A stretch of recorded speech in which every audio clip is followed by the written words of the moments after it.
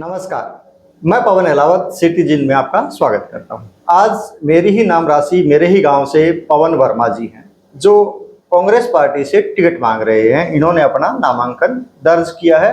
Bhupendra Hooda ji Congress party ने जो नामांकन मांगे थे कि किनको टिकट चाहिए, उनमें इन्होंने अपना नाम दर्ज किया है। अब हम बात करते हैं, सीधे चलते हैं पवन जी के पास। पवन जी नमस्कार। पवन अहलावत जी नमस्कार। सबसे पहले तो मैं आपका, आपके चैनल सिटी जिंद का और आपके दर्शकों का धन्यवाद करता हूं कि जिसने मुझे इस प्लेटफार्म पर मुझे मौका दिया। पवन जी, मेरा एक सीधा बिल्कुल साफ सबस क्वेश्चन है कि आप स्वयं क्या करते हैं, कहाँ के रहने वाले हैं और अभी तक आपने कांग्रेस पार्टी के लिए जिससे आप टिकट मांग रहे हैं क्या किया? मैं जींद के प्रसिद्ध नोगामा खाप के गांव इंटर कला का रहने वाला हूं और पेशे से वकील हूं। पिछले 1-1.5 दशक से मैं वकालत के पेशे में हूं। ओके।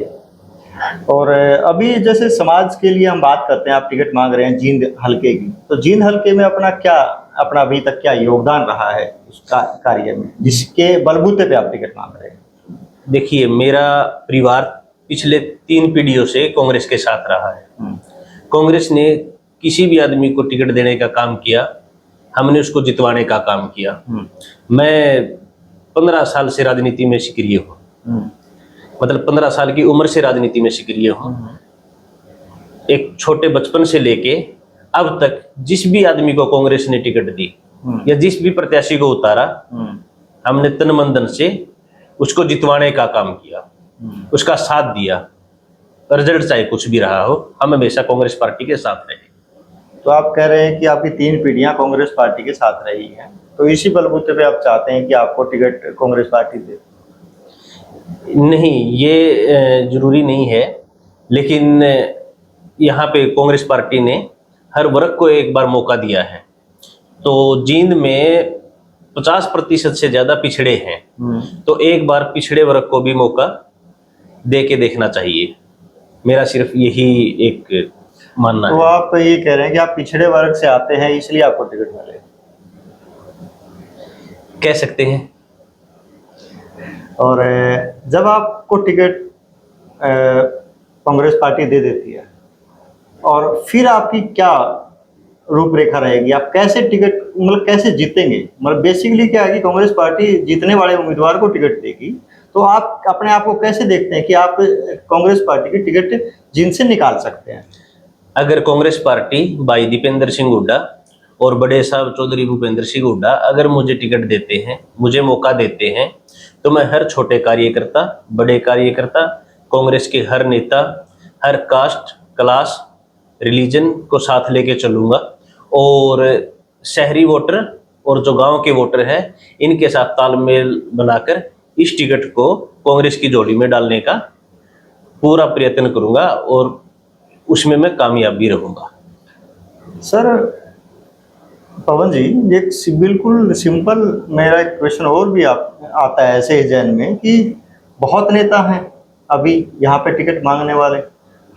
यदि मैं कांग्रेस पार्टी की बात करूँ तो बहुत लोगों ने फॉर्म भरा हुआ है कि मुझे भी टिकट चाहिए, मुझे भी टिकट चाहिए, क्योंकि कांग्रेस की लहर चल रही है। उस लहर में सभी चाहते हैं कि मुझे भी टिकट मिल जाए और मैं भी विधायक बन जाऊँ। इसमें तो कोई दो राय नहीं है। यहाँ पे बलजीत रेड्डू जी हैं, ठीक है, प्रदीप गिल हैं, प्रमोद सहवाग हैं, मांगेराम गुप्ता जी के लड़के हैं महावीर गुप्ता जी, पवन गर्ग हैं और महावीर कंप्यूटर हैं।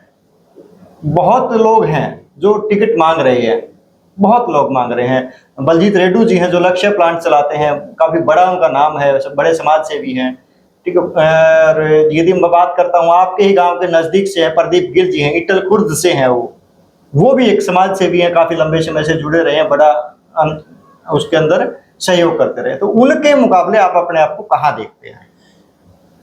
इसमें क्या है पवन जी, बलजीत रेड्डू मेरे बड़े भाई हैं, प्रदीप गिल जी भी मेरे गांव से हैं, बड़े भाई हैं, और दूसरे जो अन्य जो आवेदक हैं वो भी किसी न किसी तरीके से मेरे से जुड़े हुए हैं। अगर उनसे मैं अपनी तुलना तो नहीं करूंगा, लेकिन मैं उनसे थोड़ा सा युवा भी हूं और पिछले 20 साल से कांग्रेस की जो सीट खाली है, जहाँ पे कई लोगों ने अपनी किस्मत आजमाई है, तो मैं चाहता हूं कि इस बार कांग्रेस पार्टी एक पिछड़े को टिकट देकर और यहाँ से जीत का आगाज की शुरुआत करें। पिछड़े की बात करें तो एक और नाम भी आता है, रमेश सैनी। आप कैसे देखते हैं? रमेश सैनी भी बड़े भाई हैं। अगर रमेश सैनी की बात है तो ठीक है, फिर वही बात बोलता हूं मैं रमेश सैनी से ज्यादा युवा हूं, उनसे ज्यादा जी जान से मैं काम कर सकता हूं, वोट मांग सकता हूं, और बाकी तय पार्टी को करना है। चलिए मान लेते हैं पवन जी, आपको कांग्रेस पार्टी की टिकट भी मिल जाती है और आप जीत भी जाते हैं, ठीक है, और हरियाणा के अंदर जो संभावित है कि कांग्रेस की सरकार बन रही है, उनकी सरकार बन भी जाती है, तो आपकी क्या प्राथमिकता रहेंगी जींद की जनता के लिए? जींद की जनता के लिए मेरी प्राथमिकता रहेगी कि स्वास्थ्य और शिक्षा को दुरुस्त किया जाए, और जींद जो इतने सालों से एक ही परिवार का बंधक बन के रह गया है, उस जींद का पिछड़ेपन को दूर किया जाए और जींद का विकास किया जाए। यहाँ पे ज़्यादा से ज़्यादा रोजगार के अवसर पैदा किए जाएं और यहाँ पे ज़्यादा से ज़्यादा इंडस्ट्रीज लगा के या किसी और माध्यम से ज़्यादा से ज़्यादा रोजगार को सुनिश्चित किया जाए। ये हमारी प्राथमिकता रहेगी। और इनके अलावा जो दिन प्रतिदिन जो संविधान का गला घोटा जाने लग रहा है, उस संविधान को बचाया जाए, उस संविधान की रक्षा की जाए, क्योंकि आने वाले समय में संविधान ही बचाएगा। पहले भी संविधान ने बचाया है, आज जितने भी लोग हैं संविधान की वजह से ही है। कोई प्रधानमंत्री बना तो वो भी संविधान की वजह से है, कोई राष्ट्रपति बना तो वो भी संविधान की वजह से है, जुडिशरी है, IAS है, सब संविधान की वजह से है। उसको बचाया जाए। कैसे बचाएंगे आप संविधान? संविधान की रक्षा करके। कैसे? संविधान को फॉलो करके, संविधान को ज्यादा से ज्यादा पढ़ के। वो तो आप एज ए वकील भी कर रहे हैं? हाँ बिल्कुल कर रहा हूँ मैं, तो उसके मैंने इसके लिए बहुत काम किया है। तो उसके लिए आपको विधायक बन के, विधायक बनने के बाद एक अलग रूट है। अब पीछे आपने एक मामला देखा होगा कि कॉन्स्टिट्यूशन पे कुछ लोगों ने संविधान को जलाया था। बिल्कुल। आरक्षण मुर्दाबाद बोला था, जाति सूचक नारे लेकर मुर्दाबाद बोला था। उस केस का मेन अधिवक्ता मैं हूँ। मैंने उसमें कोई फीस नहीं ली, समाज के लिए उसका मुख्य अधिवक्ता मैं हूँ और उस केस को मैं ही देख रहा हूँ और ये केस पटियाला हाउस कोर्ट में चल रहा है। इसके अलावा अग्निवीर, जो अग्निवीर स्कीम जो लेके आई थी, उसका मेन पिटिशनर मैं था। अग्निवीर का पूरे इंडिया में जितनी भी हाई कोर्ट, सुप्रीम कोर्ट में जितनी भी पिटीशन लगी थी, सभी पिटीशन को मेरी पिटीशन के साथ क्लब किया गया था और उसका मेन पिटिशनर मैं था। ये अलग बात है कि फैसला हमारे अनुरूप नहीं आया। उसमें जैसे आप पिटिशनर रहे हैं, आप वकालत करते हैं, आप लोगों की सेवा करते हैं, फ्री में केस लड़ते हैं, उसका संबंध मैं जींद से कैसे कनेक्ट कर पा रहा हूँ, मैं वो थोड़ा जानना चाह रहा हूँ। देखो, अग्निवीर तो हर देश के हर कस्बे का, हर गांव का मामला है। जैसे सुबह कई बार जींद में उठते थे तो हर गांव के साथ 40, 50, 60 बच्चे आर्मी की तैयारी करते थे। बिल्कुल। सड़कों पे दौड़ते थे, खून पसीना बहाते थे। अब नहीं दिखाई देते वो बच्चे। हरियाणा के लोगों में देश की सेवा करने का एक जज्बा है, उनकी चॉइस है कि वो आर्मी में जाए, भर्ती में जाए, लेकिन बीजेपी ने उन सपने को तोड़ दिया और अब गांव में कोई बच्चे प्रैक्टिस नहीं करते हैं आर्मी के रिगार्डिंग, क्योंकि 4 साल में वो घर आ जाते हैं। पवन जी, आपने कोर्ट केस फ्री लड़े हैं, आप सेवा करते रहे हैं, जींद के अंदर मतलब आप क्या कमियां देखते हैं?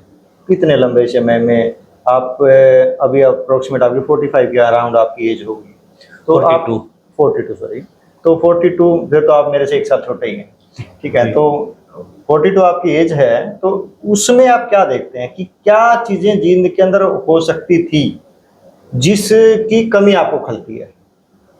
देखिए, पहली बात तो जींद के लिए कोई बड़ी इंडस्ट्रीज नहीं है। जैसे SEZ आया था, जींद में वैसा भी नहीं है। जींद के अंदर रोजगार के अवसर बहुत कम है। कोई प्राइवेट इन्वेस्टर भी जींद में नहीं आया। सबसे मेन बात तो रोजगार की ही है। फिर जैसे गलियों की हालात देखते हैं, सड़कों की हालात देखते हैं, पार्टिकुलर जींद शहर में मतलब पिछले जो पुराने समय की बात है, 3-4 साल तो सड़कों को बिल्कुल खोद दिया गया था, हर आदमी को दमा हो गया था। उसके बाद जब उनको सड़कों को बनाया गया तो इंटरलॉकिंग टाइल्स से बनाया गया, और जिसके अंदर है ना काफी भारी भरकम घोटाले वगैरह किए गए। कौन था उसका जिम्मेवार घोटालों का? उनका जिम्मेवार वर्तमान सरकार और वर्तमान सरकार के विधायक। तो वर्तमान सरकार के विधायक तो मैं बात करूं कृष्ण मिड्डा, उसका परिवार, क्योंकि 15 साल से तो वही सत्ता पे काबिज है, वही जिम्मेवार है जींद के पिछड़ेपन के। जब सेंटर में बीजेपी की सरकार है, स्टेट में बीजेपी की सरकार है, तो चाहते तो कितना भी विकास करवा देते थे। और उन्हीं के समाज के मुख्यमंत्री थे मनोहर लाल खट्टर जी, जिनको 9.5 साल जिन्होंने हरियाणा का बेड़ा गर्क किया, और बाद में जब समय आया तो एक पिछड़ा वर्ग के आदमी को मुख्यमंत्री बनाकर सारा दोष उसके ऊपर मढ़ने का काम किया। तो मतलब जो नायब सैनी को मुख्यमंत्री बनाया है, जो पीछे किए गए कांडों का जिम्मेवारी नायब सैनी पे आ जाए इलेक्शन के दौरान, इसलिए बनाया गया। मैं तो इसी तरीके से देखता हूं।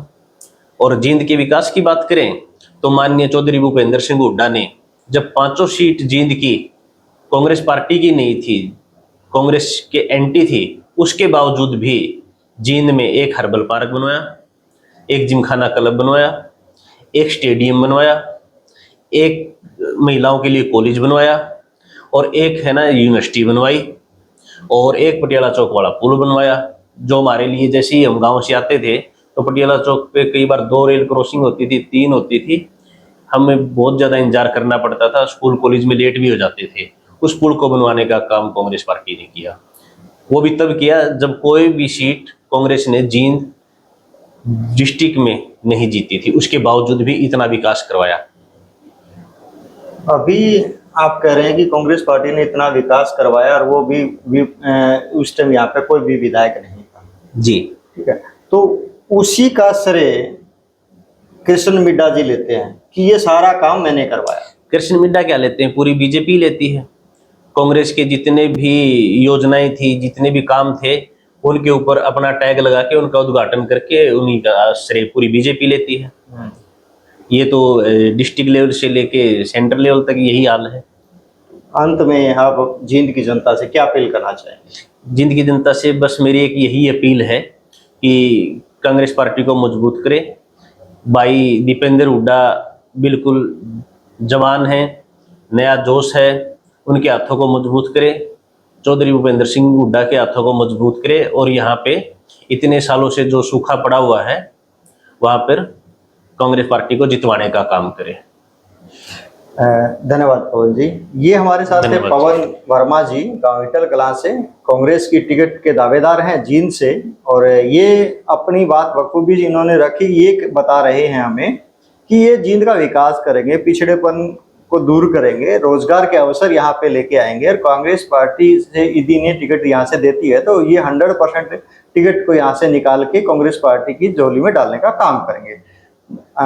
ऐसे ही हमारे साथ इंटरव्यूज देखने के लिए हमारे साथ बने रहिए। मैं पवन अलाव सिटी, धन्यवाद, नमस्कार, जय हिंद।